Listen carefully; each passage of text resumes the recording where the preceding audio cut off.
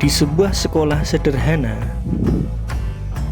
seorang guru bernama Pak Tanjung punya mimpi besar, membentuk generasi yang jujur, bertanggung jawab, dan berani menolak korupsi.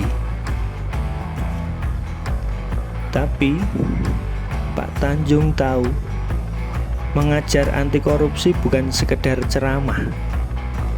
Ia ingin murid-muridnya merasakan makna kejujuran, bukan hanya mendengarnya.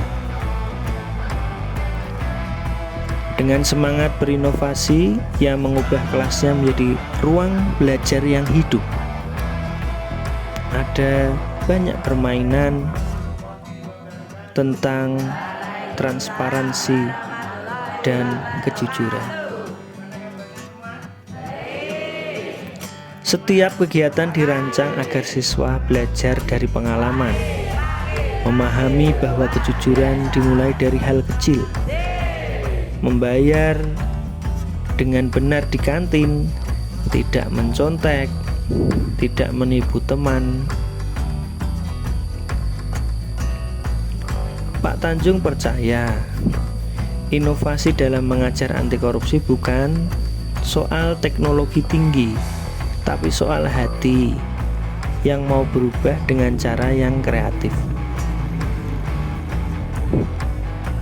Melalui pembelajaran aktif, murid tidak hanya tahu arti korupsi, tapi juga berani berkata, "Aku ingin jadi generasi yang bersih dan jujur." Dari ruang kelas sederhana ini, tumbuh harapan besar bahwa pendidikan bisa menjadi akar dari bangsa yang bebas korupsi. Sebagai guru, saya tahu masa depan bangsa ini ada di ruang kelas. Di sanalah nilai-nilai jujur, tanggung jawab, dan peduli harus ditanamkan sejak dini. Namun, mengajar anti korupsi bukan perkara mudah. Ia tak hanya bercerita tentang kejahatan besar di berita, tapi tentang hal-hal kecil yang sering dianggap sepele. Ide ini bermula ketika saya melihat setumpuk sitaan kartu Uno yang dimainkan anak-anak saat pelajaran. Saya melihat dan bertanya, apa sih menariknya kartu Uno ini? Sehingga banyak anak bermain kartu Uno.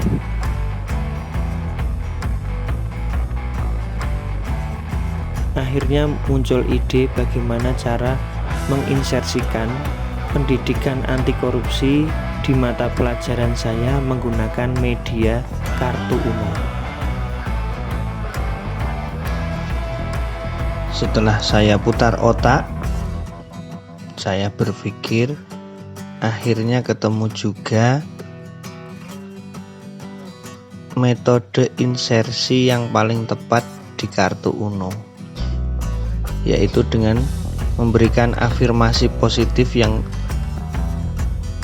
tercantum di kartu Uno.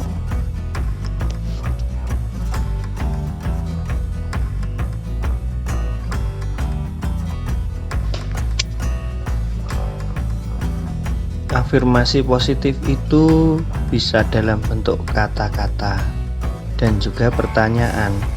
Misalnya, taat aturan tanpa drama, menolak gratifikasi, tidak mencontek, jujur itu hebat, tanggung jawab itu keren,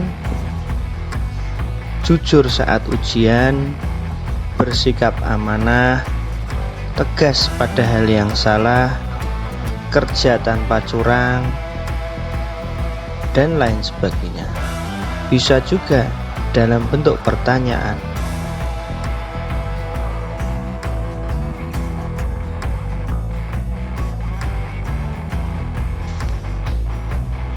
Kita juga bisa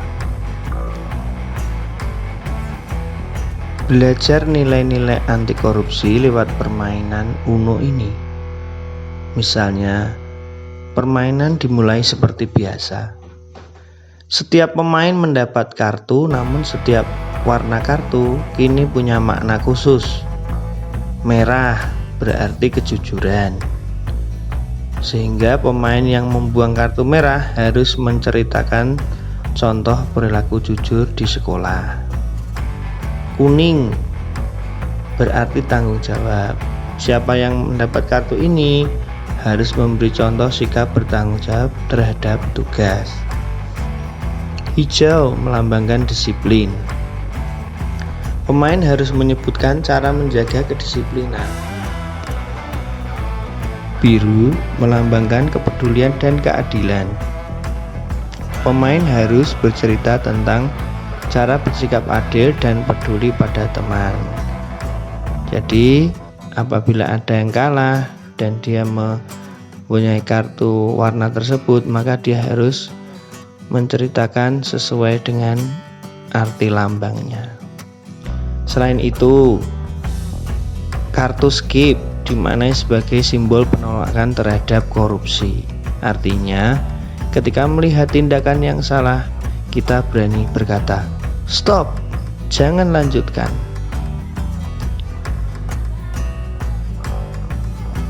Kartu reverse mengajarkan bahwa perbuatan buruk bisa berbalik merugikan diri sendiri.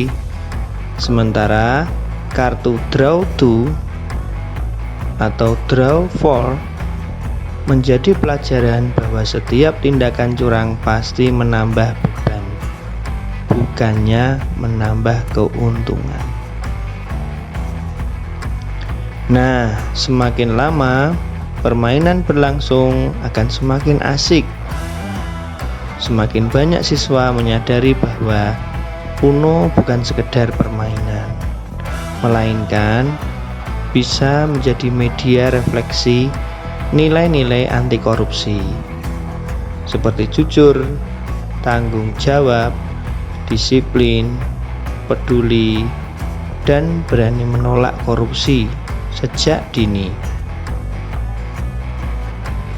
Di akhir kegiatan,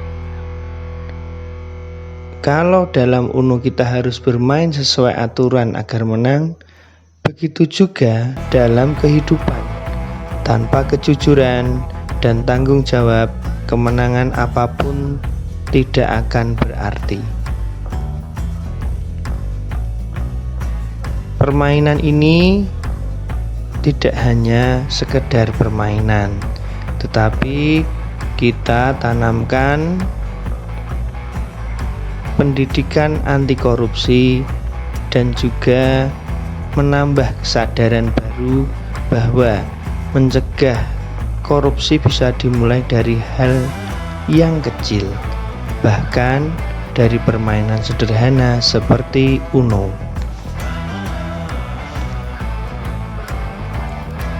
Saya mengajak siswa berdiskusi, bermain peran, dan berpikir kritis bagaimana rasanya jika kejujuran hilang dari dunia ini. Sedikit demi sedikit, suasana kelas berubah. Anak-anak mulai berani berkata jujur, mengakui kesalahan, dan menghargai kepercayaan.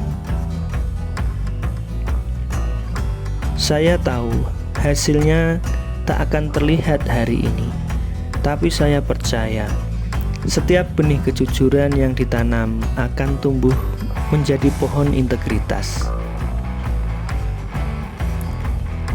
Karena menjadi guru anti korupsi bukan sekedar mengajar mata pelajaran baru, tapi menyalakan cahaya yang akan menerangi masa depan bangsa. Akhirnya, saya ucapkan terima kasih kepada seluruh penonton. Semoga tayangan ini dapat menginspirasi kita semua, memberikan pendidikan anti korupsi kepada anak didik kita sejak dini. Semoga terwujudlah cita-cita bangsa Indonesia, yaitu bangsa yang cerdas, bangsa yang merdeka menuju Indonesia emas. Tidak mencontek. Tolak gratifikasi. Menolak ajakan berbuat curang. Jujur itu hebat.